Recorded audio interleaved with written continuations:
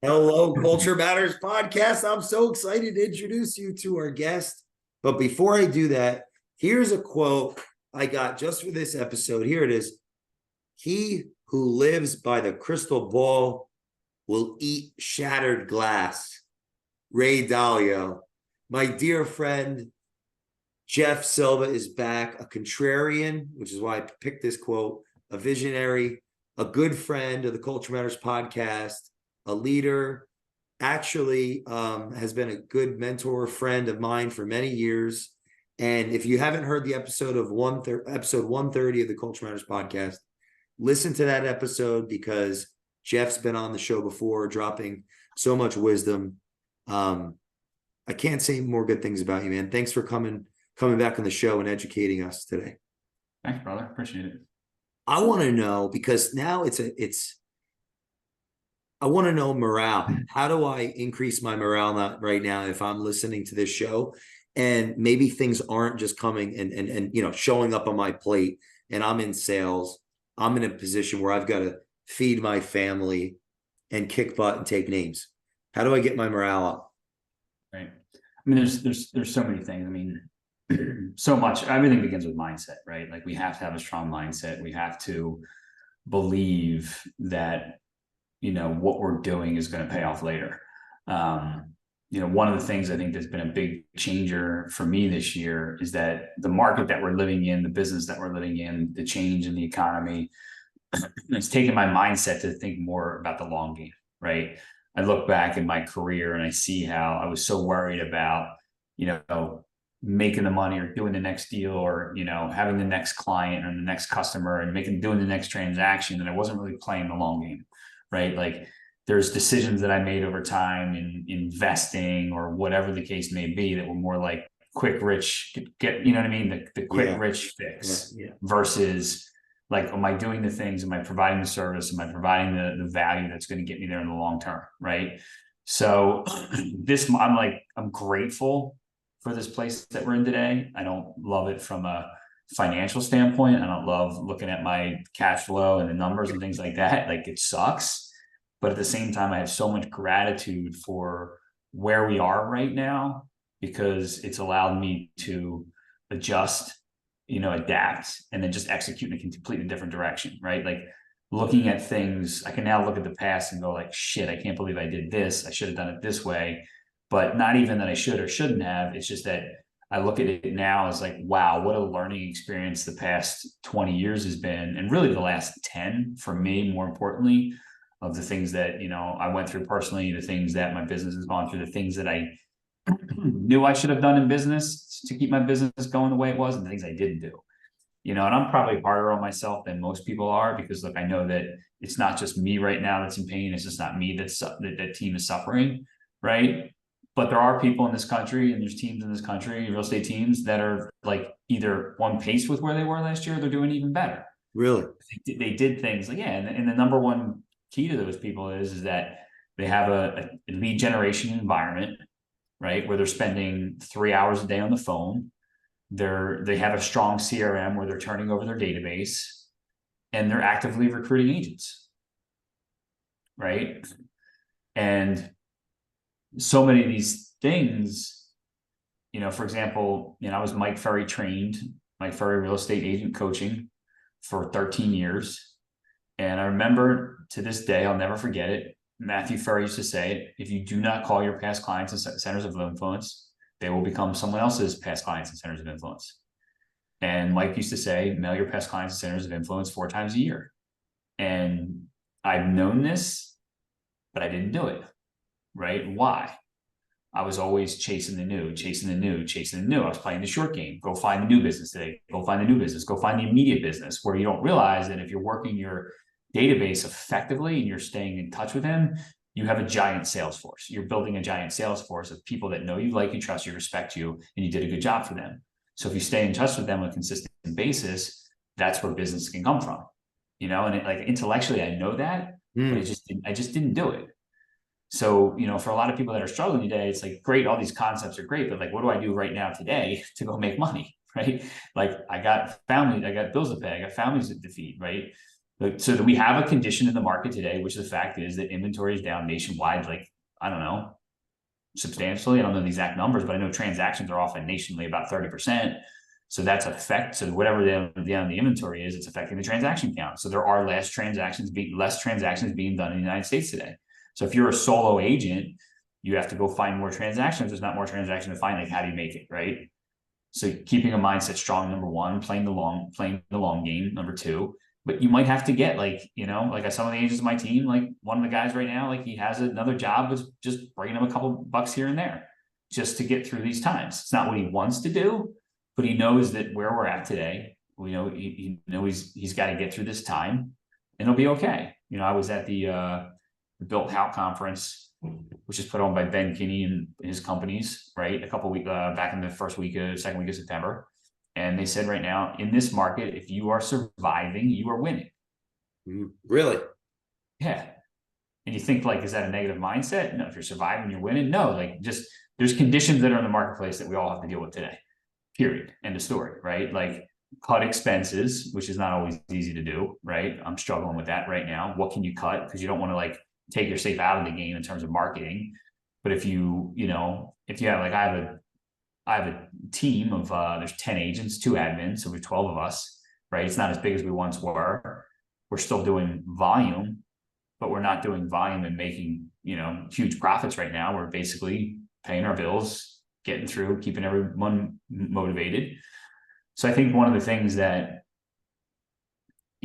some agents might want to ask themselves, like, and I'm not out here trying to recruit or tell people to like to join a team if you're in real estate, but like, yeah, you might need that support right now, right? And don't be embarrassed that you need support. Like, it's okay to ask for help, right? Like, there's teams out there that can produce more leads. They have better systems. Yeah, your split's going to be different, but at least you'll be making money consistently.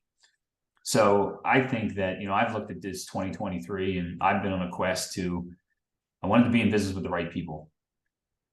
And if that means I need to take a step back financially or make some adjustments in my life or bring on partnerships that I didn't have before, then I'm going to do that. Because I'm playing the long game. I'm looking at the big picture. I'm looking at what's the bigger opportunity down the road, right? And the reality is that the market that we're in today, it's going to be here next year. We're here for another 2024, and maybe it starts to change by 2025, but nobody knows. But with rates where they are today, it seems pretty clear that it's a repeat of next year. I believe that my organization will do better in 24 than we did for 23. Number one is I wasn't quite prepared for 23. I thought I was. I wasn't. I wasn't financially prepared in terms of I didn't look at my expenses close enough. I didn't cut back where I needed to cut back. Again, I was running a fat ship. I've lost a ton of money in the last 4 months of last year. Didn't even really hit me until this year. Didn't even see it. Because you're just thinking, oh, I did all these transactions. We have all this volume. Like, oh my God, we were only down like 25 million from the year before, but we still did 125 million. Great, we're solid. And it's like, whoa, take a step back and you're like, wow, I wasn't seeing it. Right. So now, the term that's been going around a lot this year is get back to basics. And I almost find it like trivial because we're not really getting back to basics. We're getting back to the job of what a real estate agent does,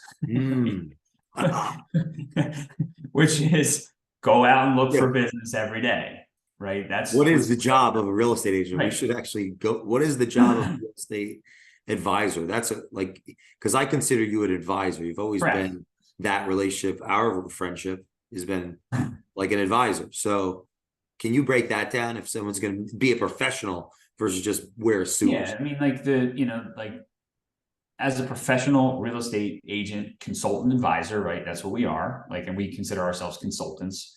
We don't want to have commission breath and worry about making a sale. It's about finding the customer, finding the client, giving them the advice that they need, helping them with what they need to do, right, to get to where they need to get to. Understanding what their goals and objectives are. I think sometimes when you look at it from a standpoint of just trying to make the next sale, are you always doing the best job for the customer? And our job, number one, always is it in alignment with what the customer's goals and needs and wants are? And if it's not, then there's a problem with that. And I truly believe that. And I'm sure there was times in my career I made mistakes and didn't operate that way, especially when you're new in the business and you're trying to make money, right? But when you operate from that way, everything you need, you always have, right? Like we have everything in life that we need and want. It's just within us to go get it, right? I tell my team all the time, I said, okay, like right now, whatever it is that you're going to do, if it's telephone prospecting, if it's open houses, if it's social media, it works if you work it, right? Like you hear right now in the industry, oh, the telephones don't work. Well, they do work. They're maybe not as effective as they used to be because more people have caller ID, they don't answer their phones, but the phones work if you work them, right? Open houses work if you work them. Social media works if you work that, right? Like text messaging works if you work it. Like anything you do to put yourself out there every day, put out to the universe, which I like to call it, that you are open for business and you take the steps every day to go out and look for business, you will find business. There's no doubt in my mind.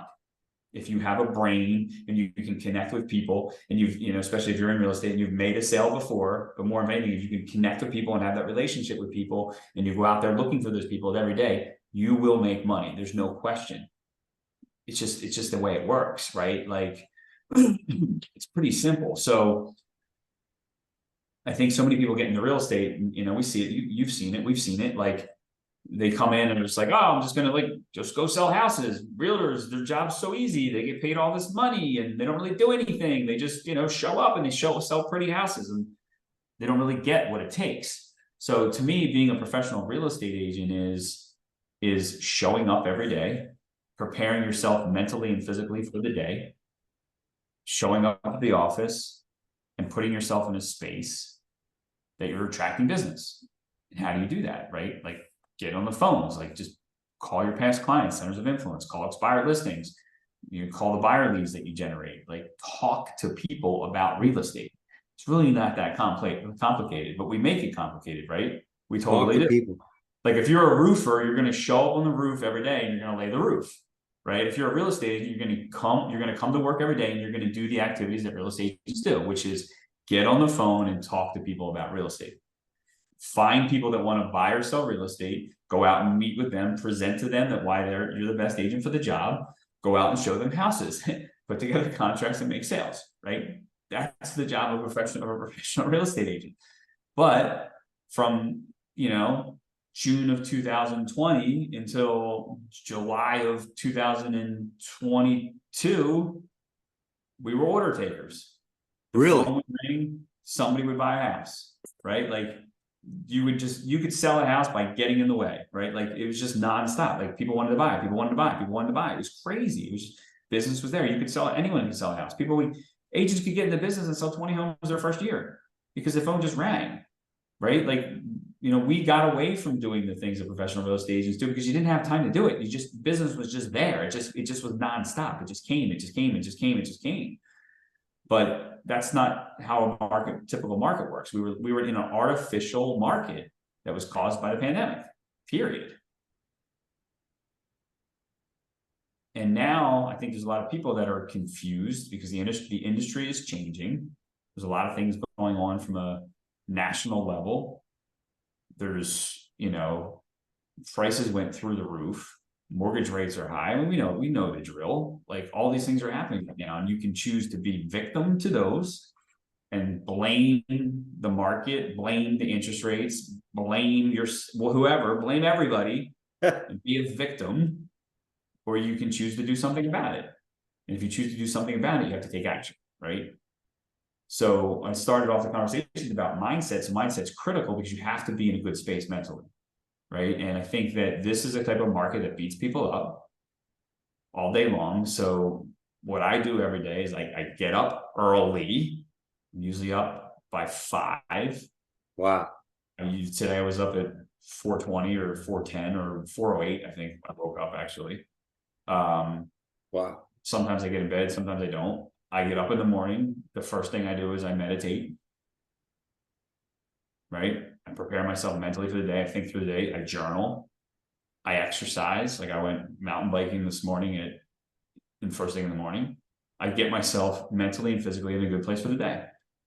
So then I can be able to prepare myself for, I call it the battle of the day, right? Like we're in a little bit of a battle right now. And by doing this, I can go to work with a positive mindset, and I can be in a space of happiness and gratitude.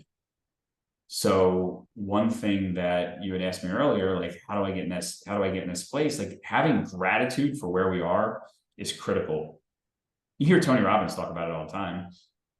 You know, if you're constantly thinking about things that make you happy and you're grateful for, it's really hard to be negative, right? And look, doesn't mean like I got triggered today in the middle of the day, and it like totally set me off, right? And I just like, it got me for longer than I'd like, maybe an hour. And I just got up and I walked around, and I just kind of like, I'm not gonna let this ruin the rest of my day. But like, that's what happens. You know, it happens every day to us. So we have to train ourselves to not let our thoughts, feelings, and emotions to run our life, because that's what happens. We allow our thoughts, feelings, emotions to run our life, and instead just have the awareness of those things and learn how to control them. And recognize that I think the biggest thing for people is, like, I've been doing this abundance meditation for like 3 weeks now, and I've challenged my team members to do it as well, and to remember that there's abundance all around us. We don't need to live in a state of lack. We don't need to live in a state of scarcity. There is complete abundance that surrounds us everywhere, every day, everything. Just look around. Look at all that. Like, I'm in a small town. I'm looking around. There's houses all around me. There's trees all around me. There's birds all around me. There's everything is abundant. We live in a world of abundance if you choose to believe that, right? If you choose to see it. And those are the things that right now, it's so, like, our mindset is so important. So important. Look, we're about to, like, it's now middle of October. We're about to go into the holiday season. We're about to go into the winter. We know traditionally the market is slower. I'm looking at my numbers right now. Like, we have a strong October, November, December are light right now. Hopefully it'll pick up. I know January's gonna be light. I need to prepare myself mentally that, you know, we're gonna probably get into a place where financially the cash flow is gonna suck for the next few months. But what can I do? Can't control that, right? All I can control is my actions, my team. I can motivate my team. I can get on these calls. I can help them see things. I can spend this time to work on my systems, to make things better, to create more opportunity for when the market turns, right? So I think the biggest thing is that you don't have to buy into what's going on in terms, and like let that give you an excuse as to why you're not accomplishing what you want to accomplish, or making the sales that you want to get. You have to like not allow that to happen.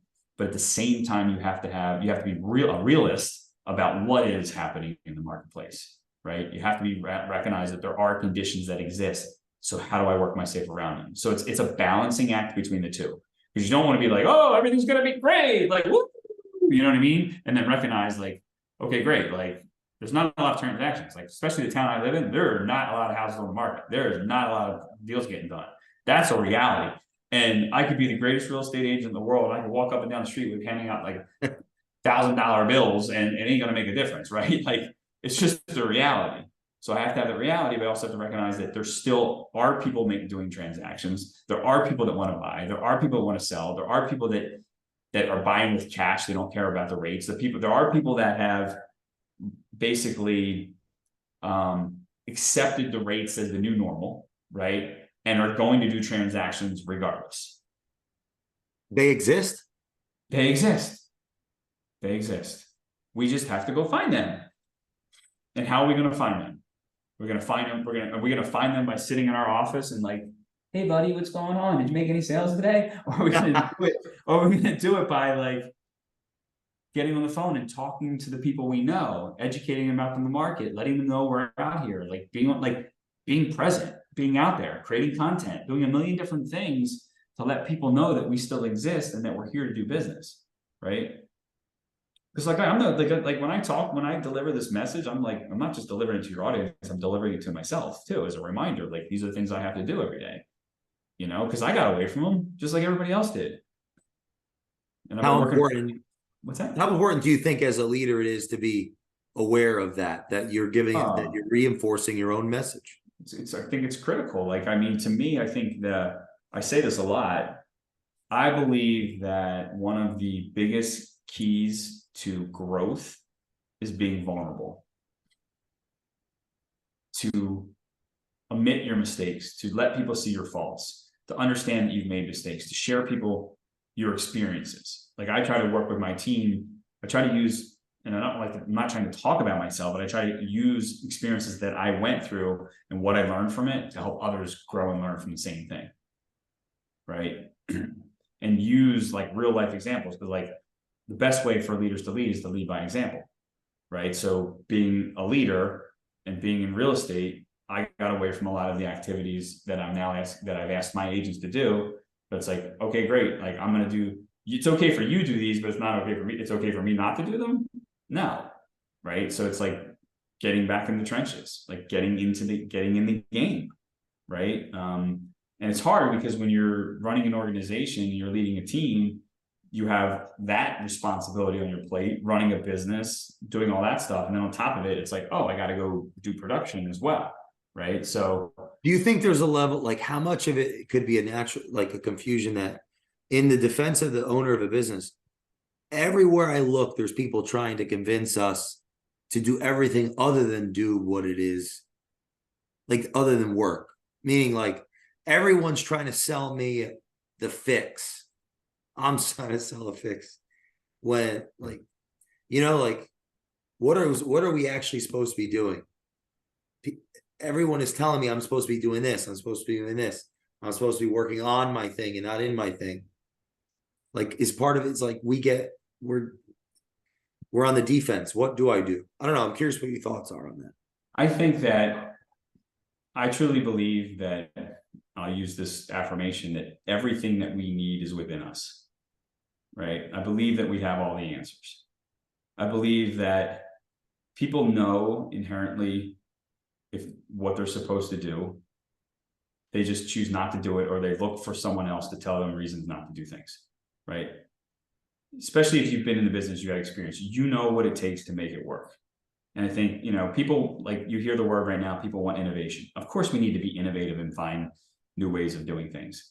But talking to people is one thing that will never go away in this business, right? It won't. Like you and I are talking right now, having connection and communicating with people is something that will never go away. I mean, unless we just become AI takes over, we're all robots someday, but even those robots are going to talk to each other, right? So they're going to interact, right?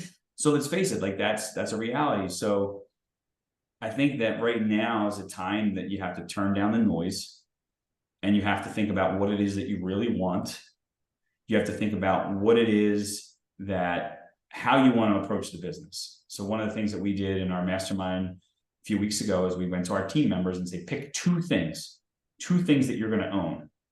So whether it's telephone prospecting, social media, open houses, whatever the case may be, choose two and then become a master at it. Right? Who's one of the greatest quarterbacks of all time? Tom. It's usually the answer. Another man with a mustache. Tom Brady, right? Why is Aaron? What's that? I don't know football well. Tom Brady, man. I ain't a Patriots fan, but Tom Brady is one of the best players that ever played the game, right? Jenna's the Eagle. She's into that one. So who's the quarterback for that? That's oh my God, I'm embarrassed right now.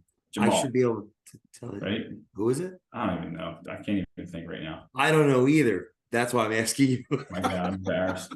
Like, all right, you gotta like rewind this and erase it. No, well, this is good vulnerability you mentioned. Yes, this is good. I don't even know why my brain is spacing right now on that, but like it happens. Again, like I mean, the Eagles isn't the best, they're not the best team, right? They're killing it right now.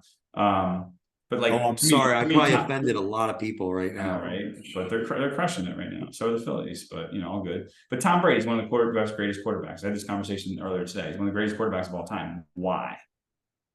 Because of his commitment and his discipline, which led to consistency. Right, like that guy, like his diet, his workout routine, his health. He was so committed to being the master of his craft, and he had the discipline to do what it takes to be there. Therefore, he was very, very consistent. There's the three key Three key ingredients I've been talking about all year. Are you committed? Right? Are you willing to do whatever it takes to X, right? Are you committed to this business? Are you committed to surviving? Are you committed to being here in 10 years from now? Are you committed to your clients? Are you committed to your family? Are you committed? Right? And if you are, you got to ask yourself that question, whatever you're committed to. And if you're committed, and you have to have like this, Mike Frey used to say, how bad do you want it and what price will you pay to get it? Right? That's the level of commitment. Then discipline. Do you have the discipline to wake up like I wake up? Right? If the alarm goes off at 5, I'm up before that. Like I rarely wait for the alarm unless it's been a late night or I'm really tired, right? I need to catch up. I get up and I'm disciplined to have a morning routine that I do every single day and I don't waver. I meditate in my hot tub. That's how I start my day. I get my hot tub. I love sitting in my hot tub. I sit in my hot tub and meditate and get myself ready for the day. I work out every day, whether it's riding my bike, doing the Peloton, going for a run, lifting weights, whatever it is. I don't miss it because I want to change my life. I want to make it better. I want to do things. I know I'm capable about doing anything I put my mind to. I need to prove myself, right? So I'm committed to that and I have the discipline to do it. And guess what? I've been very, very consistent. You know, I made this commitment to working out and really basically not missing a day of working out like over a year ago. And I basically never miss a day. I mean, some days I'll like if I'm traveling or something like that, but even then I'll still make sure I do push-ups or squats. I'll do something just to keep the habit. Because to me, it's like brushing your teeth, right? You brush your teeth in the morning, brush your teeth before you go to bed. It's just like you have to create that discipline. And when you do, you create consistency. And look, it's not like I'm not perfect. I'm still working on it. And there's areas in my life that I don't like, you know, some things that I still am working on. Like I got to get back to lead generating consistently, get out of the trenches of running the business and do all that stuff and get back to that, talking to people like I'm telling you guys, right? There's things that I always need to improve on, but the only way that I'm going to get there is commitment, discipline, again, and then being consistent, because consistency is like stood the test of time. You can't argue with consistency.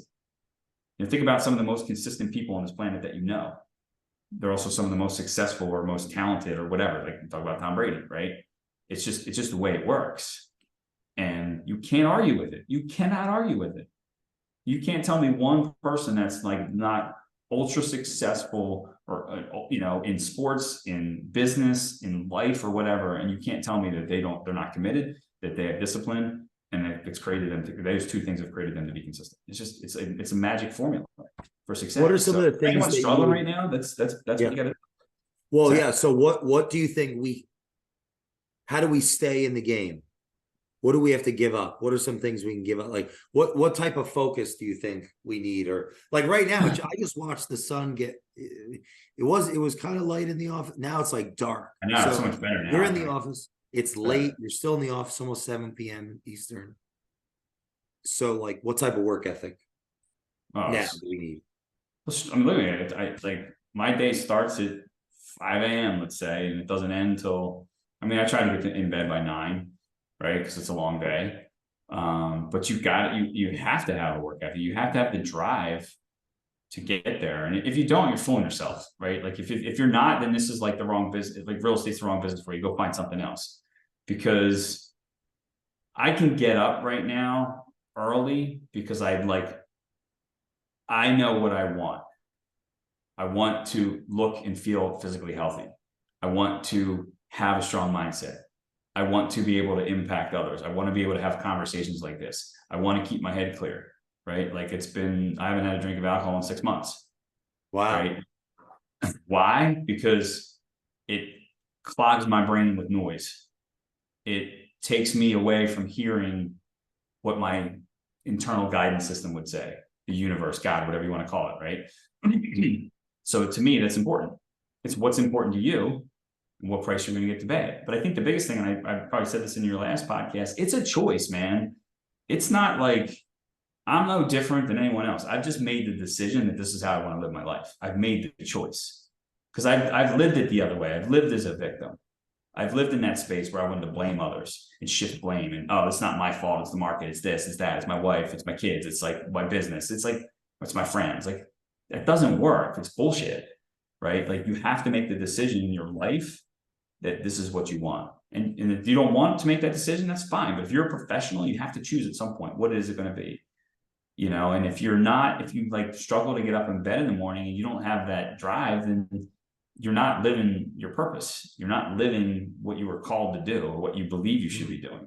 You're probably unhappy. I mean, I think there's so much depression in this country because people are constantly worried about they're constantly worried about the future. They're getting, and they're worried about the past, and there's so much anxiety because people are worrying about the future.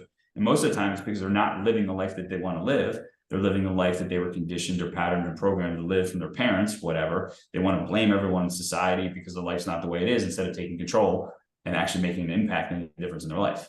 It's real simple. You just have to make a decision. That's it. It's not real hard, but it's as simple as it is, it's very hard. I said it's not real hard, but actually it's very hard, right? But once you make the decision, it's easy. But you have to make the decision. That's part of what you offer to people that are going to come and work with you in this time, is that you're going to help them make that decision. I work with a lot of people on their mindset. I know that a lot of times people want how do I go find a listing, or how do I go work on a house, right? But and I do teach them that too, but your mindset has to be strong. Otherwise you're not going to do it. So I teach people so my mastermind call today with my team, somebody asked balance. How do you have balance? Because I'm really struggling with it right now. And I said, balance, people like Mike Ferry used to say, you're not going to be in balance, right? Something's going to be out of whack. And to a point, I agree with him, but to a point, I disagree with him. And here's why. I believe that you can have balance. It's a lot of freaking work. It's hard work to stay in balance, right? But I believe if you break it down and you just decide that you're going to have balance in keep it real simple. Because I remember we used to do these sheets. It was well, your social life, your recreation. It was a list of 10 different things. It's too much. So from my coaching and the work that I've done with some of my mentors and coaches is break it down to 4 things, 4 areas, right? Your body, okay? Your physical and mental health. I'm sorry, your physical health, your body, right? Are you eating right every day? Are you taking care of your body? Are you working out, right? Are you doing things that are good for your body? As you can see, I'm physically fit, right? But it's a choice that I make and it's a discipline that I have, right?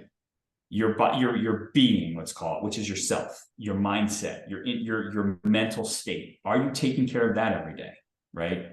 Are you doing things like meditation or prayer? Are you reading? Are you journaling? Are you doing things to expand your mindset?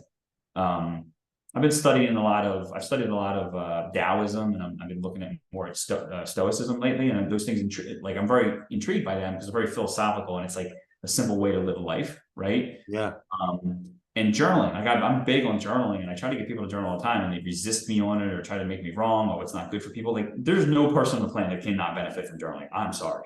It's just, it allows you to go reflect, to get into yourself, to figure things out. How did you behave? Did you act right? I mean, look, we have those things. If you're a conscious human being, you have a brain, you're going to feel certain things, right? And journaling first thing in the morning is critical, right? So those 2 things, you're taking care of your physical body and your mental body, right? Through your mindset.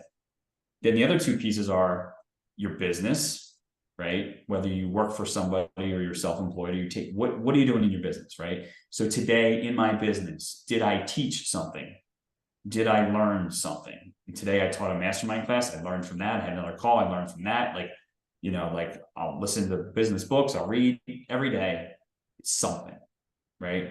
And then finally, my relationships, which we call our bonds, right? Your relationships with the important people in your life. Did you show them that you love them in some way? Did you do something kind? Did you give something to someone? Did you show love in some facet? Could be to your family, could be to your coworkers, could be your friends, whatever the case may be, right? Did you tell them how you feel? Have you extended an olive branch out to someone?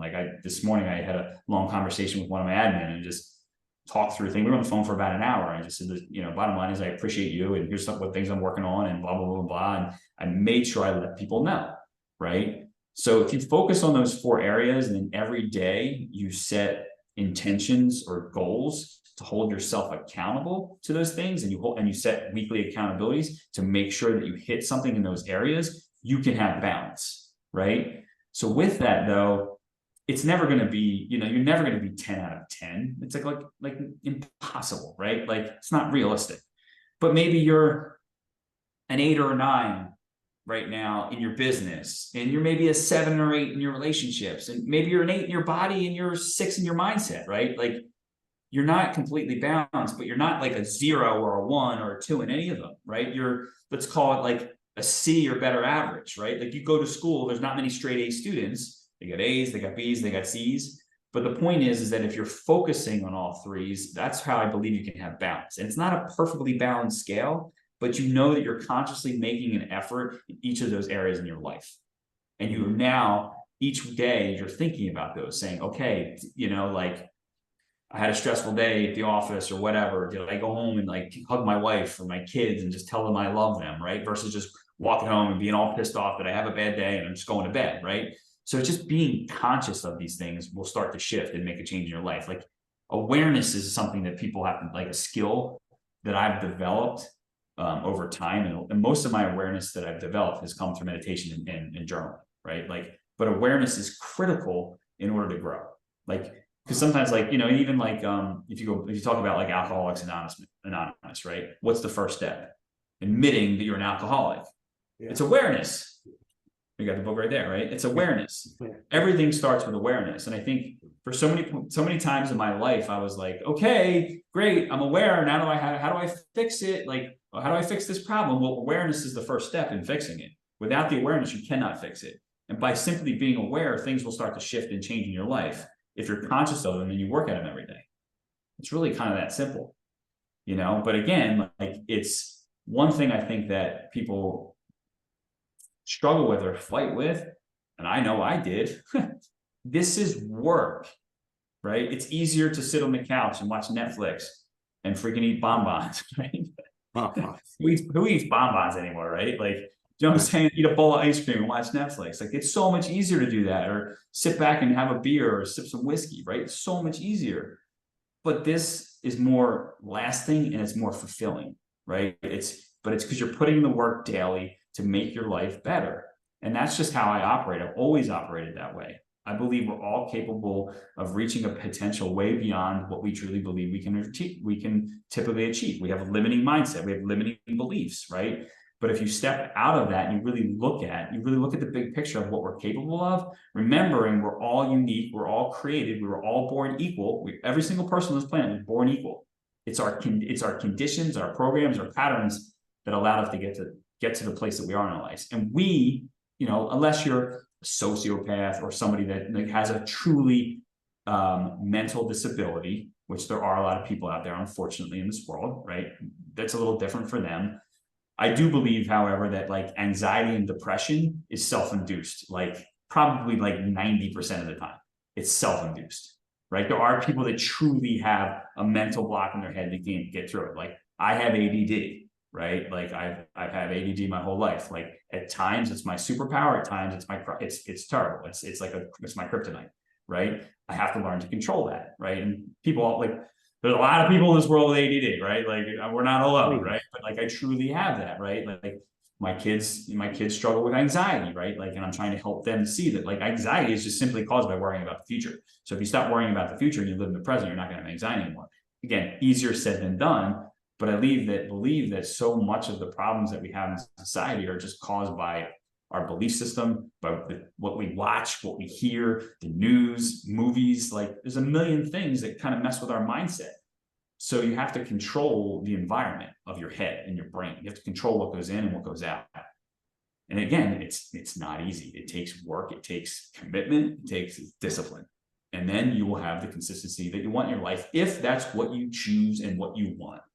I can't want it. I can't choose it for anyone. I want it for myself. I choose it for myself. I can't choose it for my wife. I can't choose it for my kids. They have to make the decision. All we can do as leaders is help people see that, help people see that there's a better path. And it's like, as Tony Robbins would always say, and I love this, say it all the time, success without fulfillment is the ultimate failure. Right. So in life, if you want to be fulfilled, I believe it takes, one more time, commitment and discipline. And that will give you the fulfillment that you want. But again, it's hard work. and not everybody's willing to pay the price. So you have to be willing to pay the price if it's what you want to do. And if you do, great. And if you don't, that's okay too. It's your life, it's not mine, right? That's what we have to understand for people. We can't want for others what they don't want for themselves. It just doesn't work that way. And I think for a long time as a leader, I thought that that was something I could do. And now as a leader, I realized that in order for me to try to help people, if they have the want and they want to change, I can help them, but I got to do that by sharing my own experiences with them, asking them a lot of questions, trying to help them self-discover and bring them to the place of what they want for their life, not mine. Right.